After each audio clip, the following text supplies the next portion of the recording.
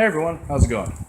We're back out here to work on the Spitfire. Finally got some main bearings in. I've been waiting on them. They were back ordered to England for a couple of weeks. So, I got some things going on. I've been checking out the bottom end of the engine. I pulled the old crank out. I had another crank I had laying around checked, and by a machine shop. It was all good. Didn't need to be turned or nothing. So he cleaned it up real good, blew out all the ports. Everything's nice and clear in it. So now we're going to go ahead and I'm going to show you a few things on the bottom of the engine, and I'm going to get to putting this sucker back together, finally. So, okay, I don't know how well you're going to be able to see all this because I don't have good lighting in here. All these bearings here and over here, they're brand new connecting rod bearings. So I got them in. They're all standard. I've taken, these are the old main bearings. You can tell there where there's,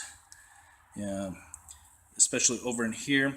That's real. In my opinion, is junk. I would not run main bearings with that kind of scoring in them. So this one's still got oil on it, so it don't look too bad. But if I wipe that oil off, there's another little thing right there. You can probably see it. Then this is the back main bearing, and all in all, it don't really look too bad. But I'm replacing them all. So here's the journals and stuff. All that looks nice and good and smooth.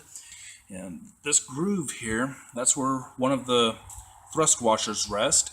That's all nice and smooth. There's no scoring, no pitting, nothing. It's, perfectly smooth.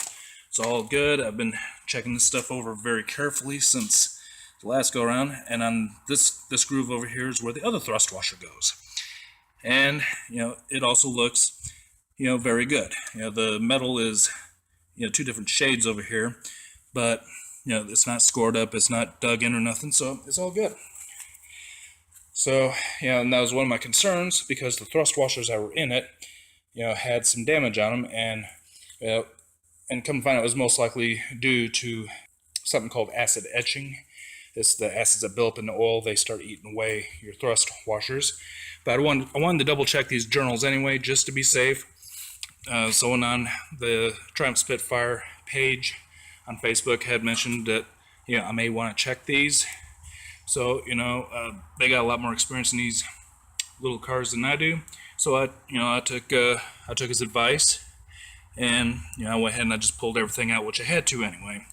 But I remembered him saying check that for scoring or any type of damage. So and I got the whole front plate off. I got to clean this stuff up here a little bit. There's just some gunk on it and whatnot. But all in all, the freeze plugs look pretty good and all. So I just got to finish cleaning this up and put that back together. So, and other than that, I just got to get the timing gears back on, the chain back on. Make sure everything is set correctly. So when I drop this back in and fire it up, I don't have any issues with bent valves or it not wanting to run right and stuff like that. So, and there's, with the cam timing gear, even with the two bolts in place, you'll still have, I think, roughly about 4 degrees of play in it. So it's got to be set back just right. So, but other than that, that's what I'm getting ready to do. Go ahead and I'm going to put my main bearings in, get the crank back in, and I'm going to plastic gauge. I've already plastic gauged the connecting rod bearings. I got to plastic gauge the mains and make sure that they're right as well. Other than that, I'll button everything back up, torque everything back down. Bottom end will be back together again, and I just got to get some silicone sealer.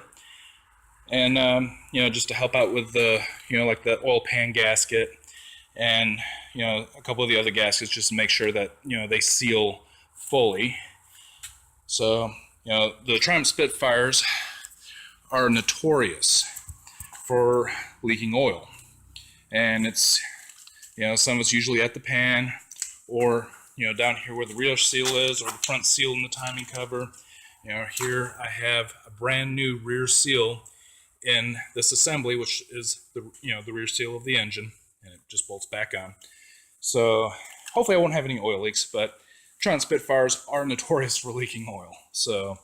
But this Spitfire is getting ready to go back together.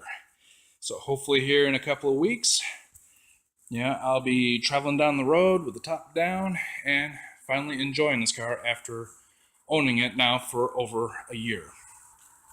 So I'm going to get to it, and I will hopefully show you some progress. Alright, made a nice little discovery. I got my main bearings in, set the crankshaft in, and I went to go plastic gauge. And much to my surprise, and I got to set it over here for a reason, I'll tell you about that in just a second. When I plastic gauged it in that block, I plastic gauged the rear main and the center main. The plastic gauge, as you can see, hasn't even been hardly touched. That's too much clearance. Way too much clearance. And yeah, you can't run the car like that. So, I got to thinking that this crankshaft came out of this engine block originally, and the guy that I got it from said that the guy he got it from had turned the crank 10 under, and he has 10 under bearings throughout with the rods and the mains. Now the issue was when he torqued everything down, he could not spin the engine at all. It locked. So I got to thinking, because I plastic gauged the rod journals in that engine with the standard bearings, and they plastic gauged out at about 0.0015, which is pretty much perfect. So, and the journals are not the problem. So I set the crankshaft back in to the block that I pulled it out of, that has the 10 under bearings in it, and I plastic gauged the center. As you can see, aside from the center crease of the mains and all, that's where the center didn't flatten. But over here, look here. Yeah, and I measured that. And it's at 0.0015 on the little gauge that's on my plastic gauge wrapper here. So 0.0015. Those are 10 under bearings. So what happened here was this. The person that had this crank turned, the shop, whoever did it, because I don't know who did it, but whoever did it, so they turned the main journals and just polished the rod journals. But pardon my mouth, but that's some dirty shit. All right, and I'm aggravated. I'm frustrated about it. I have never in my life seen a crankshaft done like that before, ever. I've never seen a shop, turn the mains 10 under and then just polish the rod journals. Pardon me being blatant about it, but it's stupid. If you turn the mains, turn the damn rod journals, turn it all, so that they all take the same type of bearing. I've been waiting for 2 weeks on these standard bearings to be back ordered from England. Finally got them, and they're no good. I needed 10 under bearings for the mains. So plans are changing. I'm going to charge up the battery. I'm going to do a pressure check on the engine in the 77.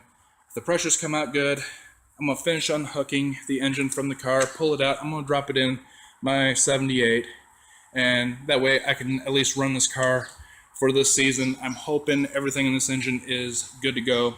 It should be. The guy I got it from, he used to drive this car and stuff on the road and never had a bit of problem with it. So, aside from I think one of the spark plugs used to foul or whatever, which I'll be checking into that. But I'm gonna try to get some drive time out of this car for the season before it starts getting cold here again. I'm just gonna go from there. So I do have a crankshaft in the engine of my original my Spitfire that I owned back in the 90s, which is that one's sitting underneath the other bonnet with a bunch of crap sitting on it. I had a 1500 in it as well. The engine never been broke into. The crank should be standard. It never slung bearings or nothing like that. So the crankshaft should be good in that one. So I'm going to get the engine out of the 77, put it in 78, get the 78 out of here so I can move these other two bodies around, get to the other engine, pull that crankshaft out, and go ahead, clean it up real good. I'm going to set it down in my 78 block, plastic gauge that real good, make sure everything checks out.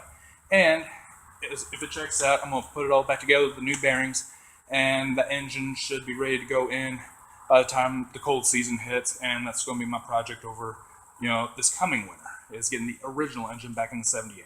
So, this is why it is imperative, if you're rebuilding an engine, to plastic gauge. Because it'll save you the headache of putting the engine back together, dropping it in, and then you get going down the road and start slinging bearings and having all kinds of issues or oil pressure troubles or whatever. So this is why we plastic gauge. So, but that's all I got for now, guys. I wish this project was going faster so you could actually see some progress, but we're going to get there. So I appreciate you guys watching. Don't forget to subscribe to my YouTube channel if you want to stay up to date on when I post another video, which granted has been very slow lately. But other than that, I appreciate you guys watching, and until I'll see you on the next video. So until next time, keep them on the road.